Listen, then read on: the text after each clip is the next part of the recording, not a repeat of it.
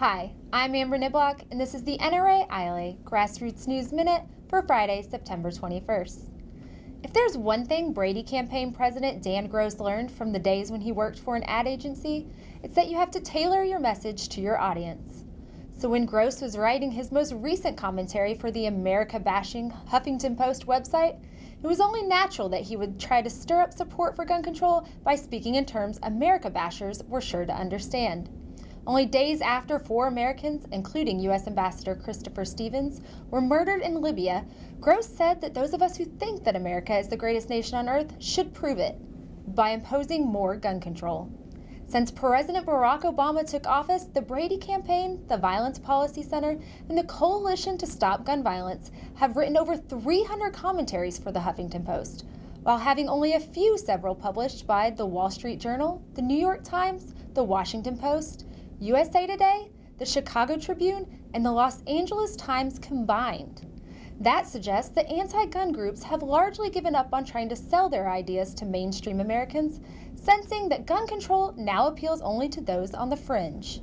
However, the Huffington Post is the most popular political commentary website according to some measures, so its influence should not be underestimated.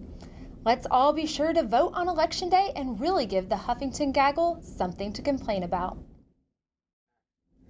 I'm Stephanie Samford with the Grassroots Update.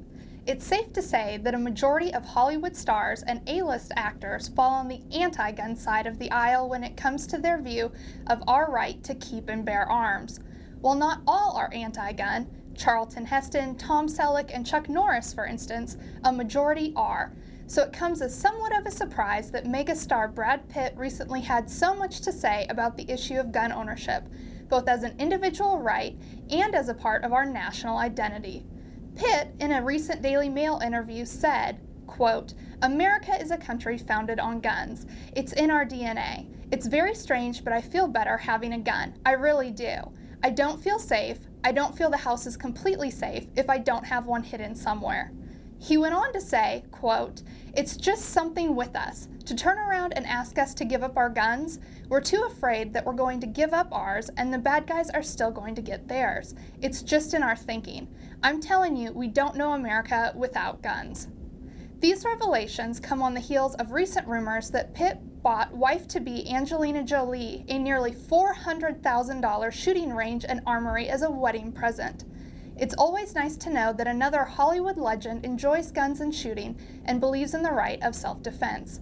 For more on these stories and up-to-date legislative alerts, please visit us at www.nraila.org.